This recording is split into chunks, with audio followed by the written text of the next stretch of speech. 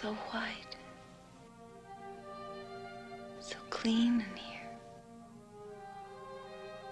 I never saw so much white before.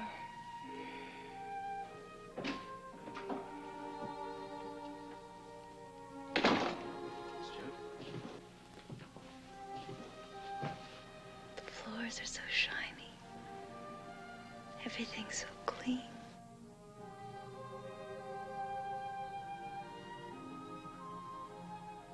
Good night, Dr. Rossi.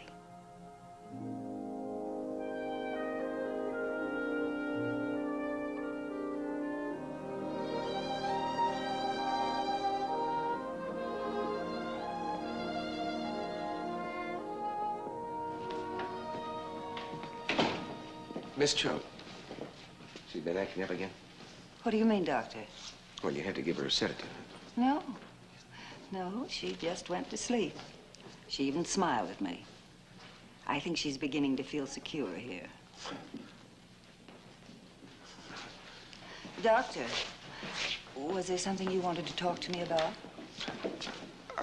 No, Miss Choate, I've changed my mind. What do you mean you've changed your mind? Well, look, I'm sorry, but she's asleep now. Asleep in the middle of the afternoon? She can sleep at night. Wake her up. Well, it's the first normal sleep she's had since she's got here. Come on, Mike, what's going on anyway? You said you'd help me. I know, and I will, but she's a frightened young girl, and she's a patient in this hospital, my patient. Okay, she's your patient, but a little while ago you said you were willing to escort your patient to that cabin where she was found with Allison's bracelet, so that your patient might tell us something or remember something or show us anything that could help us find Allison. Elliot, what you don't understand is ever since she came here, she was some kind of a wild animal. She's kicked, broken, screamed, smashed her way through everything here. All right, now she's calm. For the first time, she's calm. Well, Mike, you'll have to forgive me for being a very selfish and single-minded and very concerned father. But the only thing that I'm interested in right now is finding Allison. Can you understand that? Yeah, sure. Look, I'm not going to give you one of those long speeches about the responsibility of the doctor to the patient or anything. I know you too well for that, and you know me too well. But I want to tell you, it was like pulling teeth for me to leave that courtroom. I wanted to stay there and hear and see everything that went on. All right. I know how worried you are about Allison. But you're not going to get any information out of this girl by pressuring her. If she knows anything, it'll come out. But first, she's got to learn to trust me or you or someone. Now, look, come on, you're going to have to be a little patient about this. Oh, yeah. I can learn to be a little patient, I guess. What do I tell Connie? That's what I want to know. What do I say to Connie? You should have seen her face when I told her about that girl. I said that once and for all, I was going to find out, today, exactly what that girl knew about Allison. And now I've got to go home and I've got to sell her on the dignity and the wisdom and the comfort of being patient. Elliot, believe me, it's only going to be a day or two. A day or two. Just a day or two. Get it, would you please, Eli? Okay, Connie.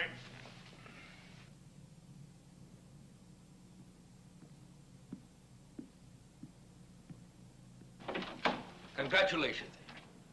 What are you doing here? Why don't you use your key instead of disturbing your guest? Where is she? In the kitchen. It's Elliot!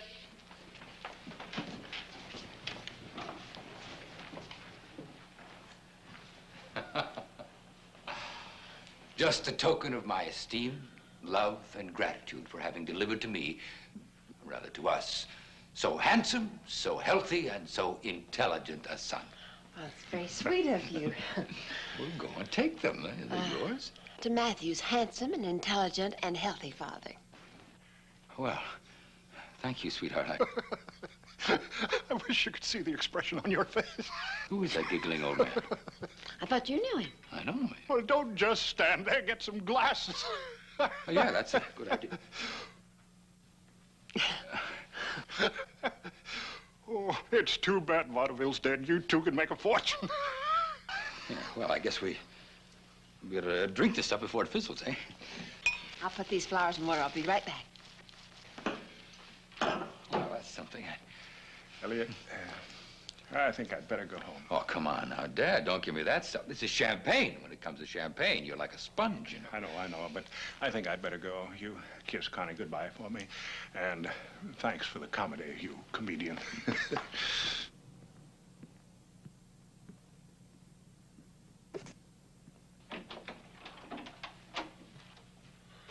Was that Eli? Yes.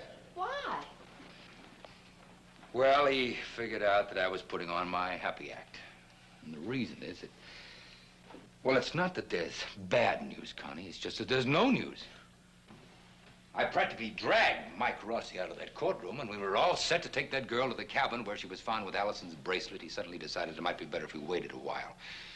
And I tried to talk him out of it, but, well, he was right, I guess. So you didn't find out anything, huh? I didn't even see the girl. All my iron will and determination just resulted in a big, fat zero. Oh, Connie, I know how disappointing it is for you, but actually there wasn't anything else I could do except to agree to be patient and wait. That's why you brought me the champagne and the flowers. Just the champagne. I was going to bring you the flowers anyway. You forgive me? You did the best you could. I guess I've been putting on an act, too. You see, I got a terrible telephone call today. Oh, no. About Allison. Somebody called and claimed he knew something about her. The man who called was very sick. I'm sorry. I should have expected Well, it. just put it out of your mind. Just forget it. I hoped you'd be in a good mood because you could reassure me that everything was going to be all right. Darling, everything is going to be all right. I know it's not fair to make you... Believe me, Connie, everything is going to be all right. Come on, tell me, what's going on with that fellow upstairs there, anyway? He's asleep. Oh, nuts, that's too bad. Too bad. Why? Because I wanted to talk to him. I wanted to tell him how important he is to us, how much we need him. Let's both tell him.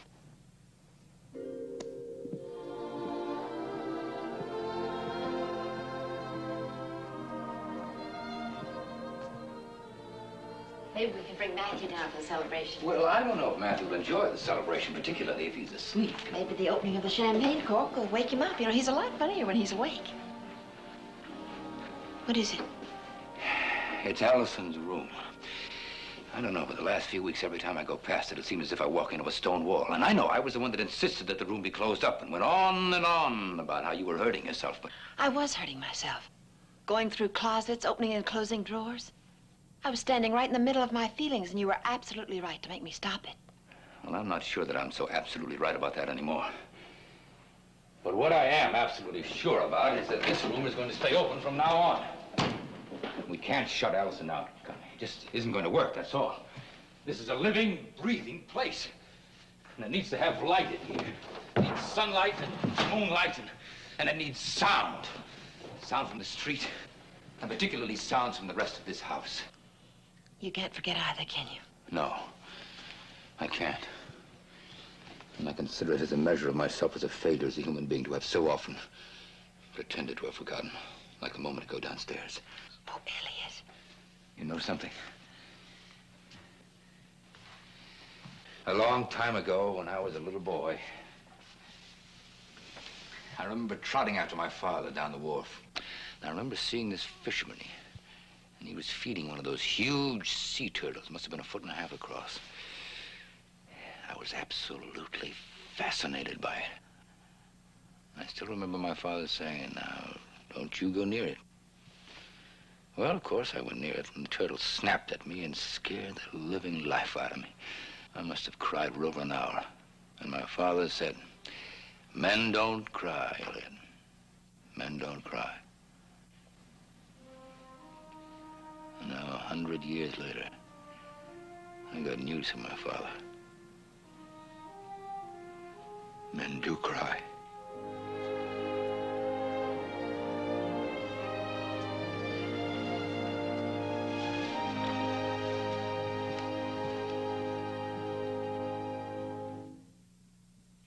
Preview from the continuing story of Peyton Place.